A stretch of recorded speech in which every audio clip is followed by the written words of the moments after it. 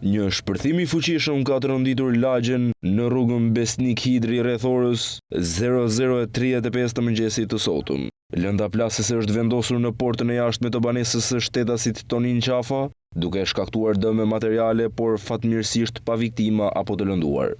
Sipas burimeve zyrtare nga policia e shtetit, menjëherë pas sinjalizimit të ngjarjes, forcat e rendit dhe grupi hetimor kanë mbërritur në vendin e ngjarjes për të kryer hetimet e para. Ekspertët po analizojnë gjurmët e eksplozivit dhe po mbledhin të dhëna për të identifikuar autorin ose autorët e mundshëm. Tonin Qafa është një shtetas shqiptar që më shumë vite ka jetuar jashtë në Shtetet e Bashkuara të Amerikës dhe është rikthyer në Shqipëri vetëm 3 muaj më parë. Sipas të dhënave, familja e tij ka qenë e përfshirë më parë në ngjarje të rënda kriminale. Në vitin 2009, njëri prej vëllezërve të tij është vrarë në rrethana ende të paqarta, çka ka ngritur pikpyetje mbi një zinxhir konfliktesh të mundshme.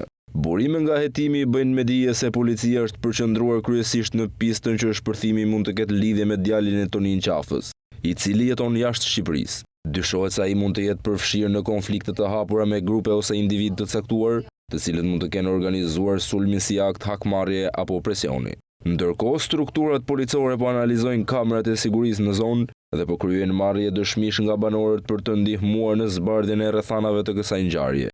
Deri më tani, nuk ka persona të ndaluar, por hetimet vijojnë intensivisht për të identifikuar dhe kapur autorët e mundshëm të këtij akti kriminal.